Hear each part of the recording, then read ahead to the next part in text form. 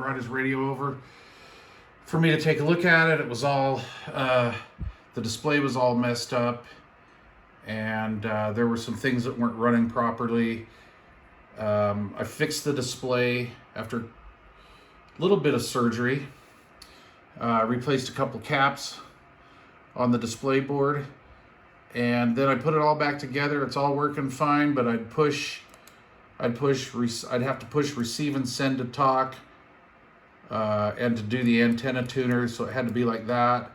And if I pushed antenna tuner through an auto, it would just key up. The antenna tune button wouldn't work. Let's see, what else was wrong with it? It wouldn't play in Vox with the factory mic. And I think the 6 and 12 dB, if I remember right, weren't working. But anyway, so it's all up and running again.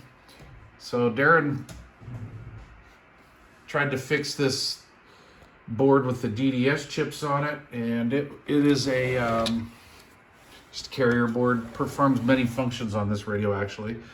And he brought this to me with a bag of screws.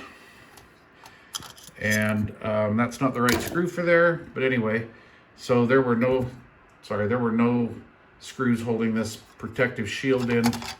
And then this is the dreaded Kenwood DDS, the carrier board. And Darren replaced these caps, which you need to do, and you need to clean and make sure they're not eaten out. And these are just on the verge. This board's on the verge of being toast, but the caps are good. We've stopped the corrosion. This has got the death chips in them, ending in 1. You want the ones ending in 2.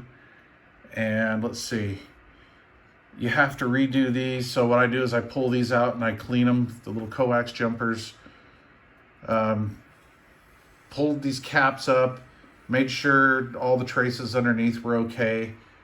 The main cap here was not. I had to repair the trace. And then what I did is because the repair you got to make, some people will just like put an electrolytic in there and then set it off to the side.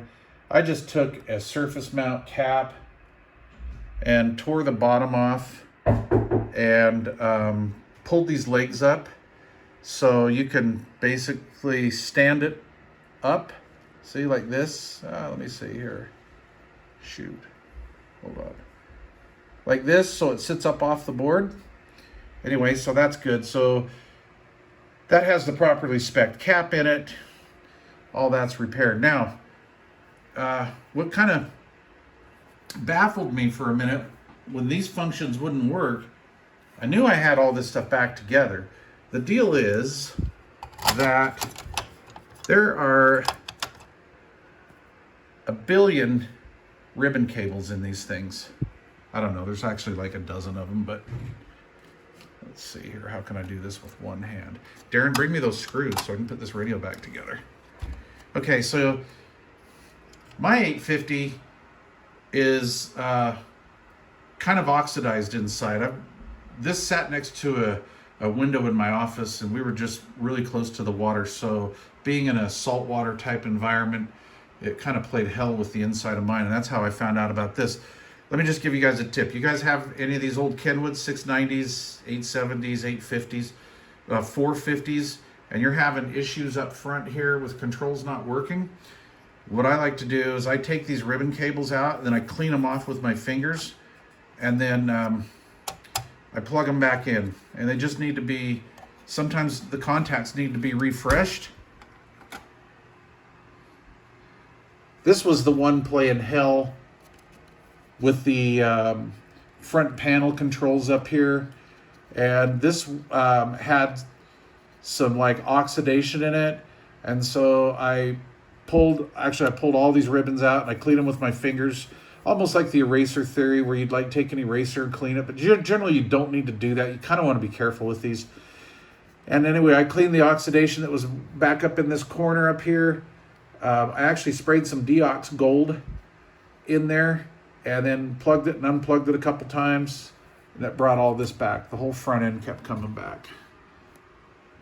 Capacitors up here on the audio board are okay, so that's not a problem. Everything's cool with that.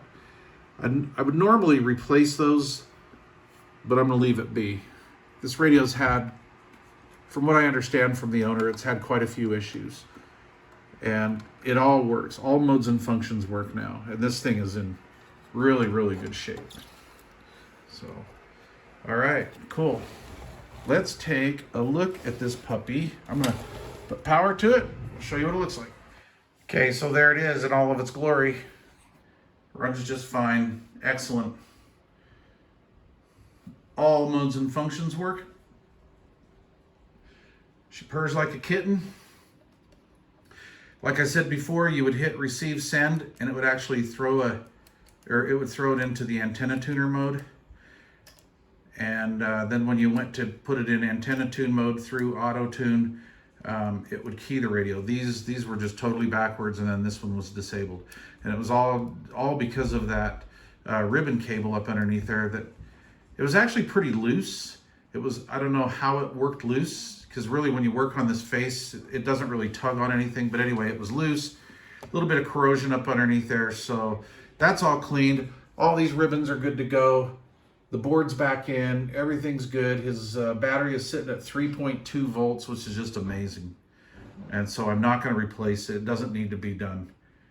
It worked out really good. It's putting out full power. You know, it's doing about 80, 90 watts, which is what it should be doing, maximum. I know these are rated at 100 watt transmitters, and they have two 2879s in them.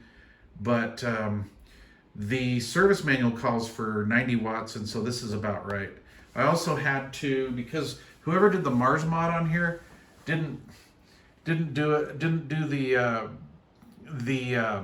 the settings here. You can go into a set mode, and so he didn't have it operable. You couldn't adjust the filter, transmit filter. It was in a low power mode, like 10 watt mode, and they have, what's weird about this is they have like a 10 power low watt mode for the tuner. And when that is activated on the menus, no matter what you do on here, on voice, on sideband, you'll only get 10 watts out. So it like puts this in low power at all times. So we redid that. Did our stuff that's called for here in the operator's manual. In the service manual. And I bought this manual, this service manual, when I bought my radio. That guy thought I was nuts. It's like, you don't need that manual. I'm like, I might need it someday. It's actually helped me out a lot. The problem with the display was right here in this area, right around C18. And on the bottom side, there are some micro hair traces that go to connector 1. And these were eaten alive by the fluid from the electrolytics, so we redid this. I redid this.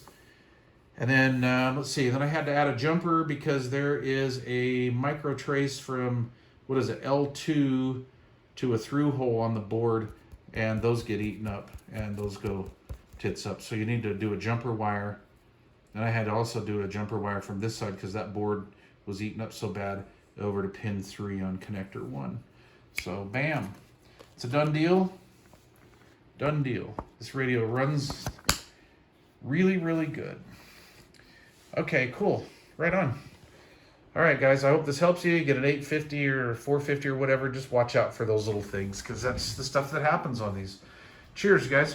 Please leave questions or comments down below.